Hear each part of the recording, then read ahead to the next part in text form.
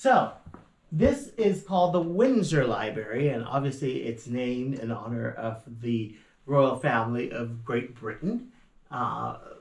Windsor being the English royal family. It was not always Windsor. It was German prior, I think, to 1917 or somewhere around there. King George, who is the late Queen Elizabeth II of England, her grandfather, was the person that changed the name to the House of Windsor. And again, it was a German family. Queen Victoria's husband, Prince Albert Saxe-Gobert. So it was the House of Saxe-Gobert. And when King George became king, and at that time, it was shortly after or before the Russian Revolution when they killed the royal family. And so the king was a little concerned and felt that maybe there might be a slight possibility that the British may want to get rid of their royals. And so he thought long and hard about renaming the firm. And so his private secretary came up with the name Windsor.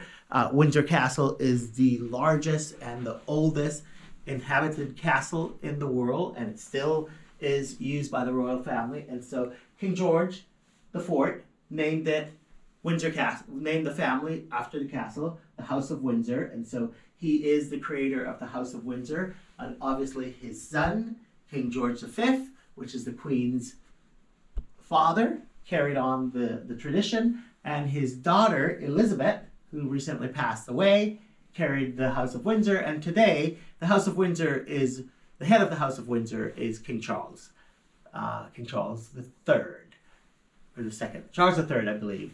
And so there's King George and Queen Mary. And a little tidbit, Queen Mary was engaged to King George's brother, and he died, I would say, I don't know, probably 6 months, a year prior to their marriage. And Queen Victoria liked Queen Mary a great deal, Princess Mary at that time, Mary of Teck, and so kept her and said, we'll give her to Georgie. And so Georgie and Mary got married and had a quite happy life.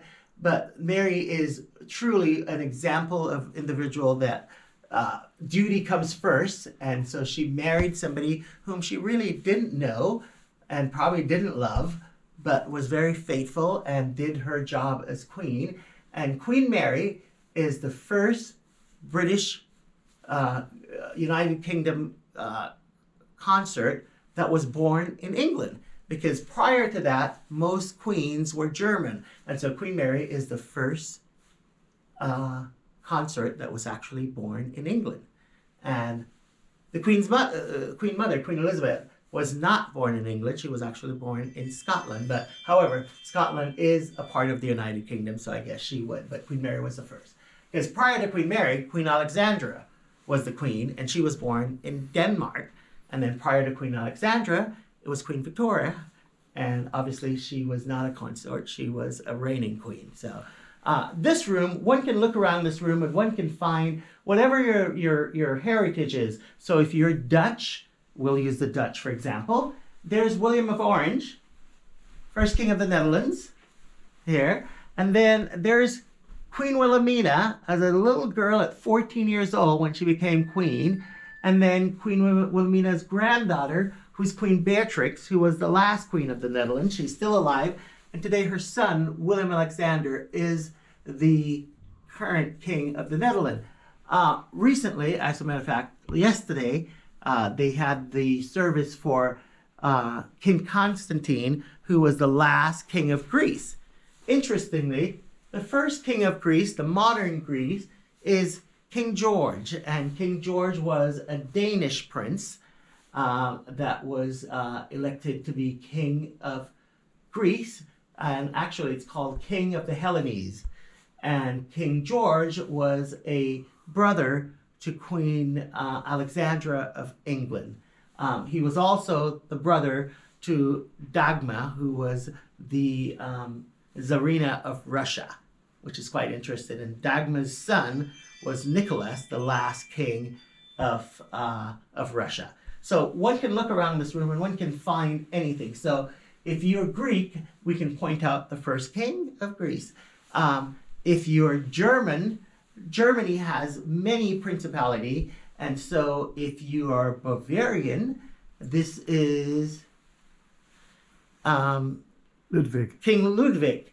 And King Ludwig was quite an interesting king. He died very young, and not sure how he died. He was found floating in a boat, so we're not sure if he committed suicide or someone killed him or whatever. But King Ludwig was known for building fabulous building, and there is a very famous castle in Bavaria outside of Munich, and I know I'm going to pronounce it wrong, but it's Neuschwanstein is the castle, or whatever. Neuschwanstein, but it's the Snow White castle. Actually, Walt Disney went there and got his idea to create the Snow White castle.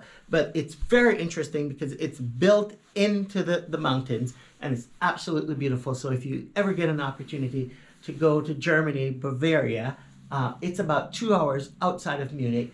Be sure to visit his building. And here is a young portrait of Queen Mary prior to her being Queen of the United Kingdom. And so one can see, if you're from Thailand, there's the 9 kings of the Kingdom of Thailand.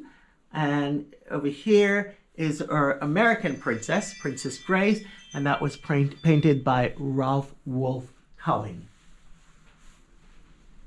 And then this guy here in the red, that's Bonnie Prince Charles, and he was a Scottish prince that tried to reclaim the Scottish throne. He is known as the Jacobite prince that tried to reclaim the Scottish throne, that was not very successful. Italy, if you go to Italy today, Italy's one country, but many years ago it was several different principalities, and there was one king that says, I want to unite the Kingdom of Italy and make it a strong country, and it's Victor Emmanuel, the last portrait on that wall. And then obviously one cannot have a royal room without Princess Diana, so here is a copy of her actual wedding invitation, and then over here, I believe this is my favorite photograph of the princess, and that was on Newsweek magazine. That's her and her 2 boys. And so this gives you a little glimpse of this room. This is a collection of Fabergé egg. We're very lucky. We've been to Russia 2 times, and each time we go to Russia, I end up picking up pieces. But these are all replica of very famous Fabergé egg. The most famous one is the one in the middle, and it's called Lilies of the Valley. And the story behind the Fabergé collection is the czars always gave their wives Fabergé egg on Easter and I believe on Christmas. And they're all represent the country of Russia. This is the coronation egg, and there is the coronation coach that Nicholas and the Tsarina rode in for their coronation in Russia. And that gives you a brief glimpse into the Windsor Library. It will be a quiz.